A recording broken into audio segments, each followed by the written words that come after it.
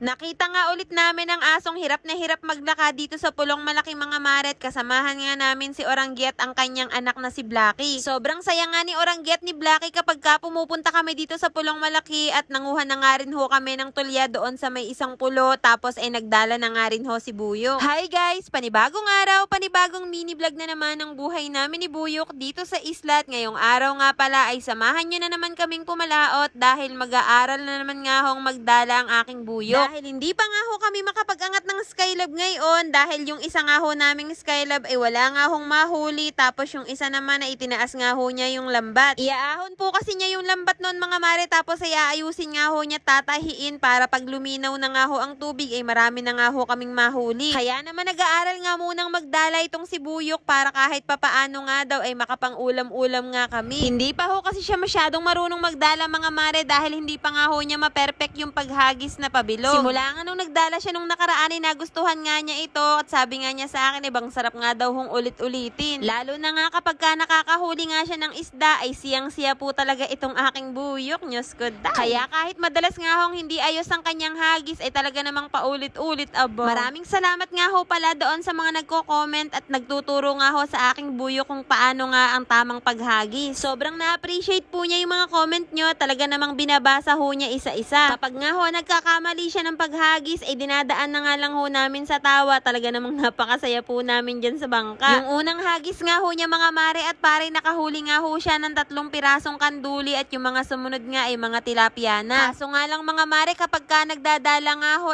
puro Gloria nga lang po yung nahuhuli at wala nga hong katunay-tunay. Diyos ko. Kumbaga po mga mare at pare, puro fake lamang yung nahuhuli namin, pero okay na nga rin yun. At sabi nga ni Buyo ka idadaing na nga lang daw ho niya. Hindi pa nga sumisikat si Haring Araw ng mga oras na yan, kaya naman ito nga si Buyok ay nalibang na nga ho pagdadala. At si Oranggi naman at si Blacky mga mare, bang saya nga ho nilang nagtatakbuhan sa pangpang. Tawa nga kami ng tawa kay Oranggi dyan mga mare at pare dahil kaunting lumayo lamang ang aming lunday at talaga namang sumusunod na nga sa amin at takot na nga ho siyang maiwan dito sa may pulo. Iwan na si Oranggi! Iwan na!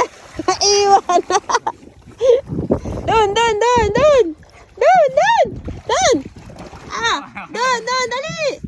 Doon, takbo, dali! Iwan na si Oranggi! Iwan na si Oranggi! Iwan na si Oranggi! Doon, takbo, dali! Takbo doon! Takbo doon!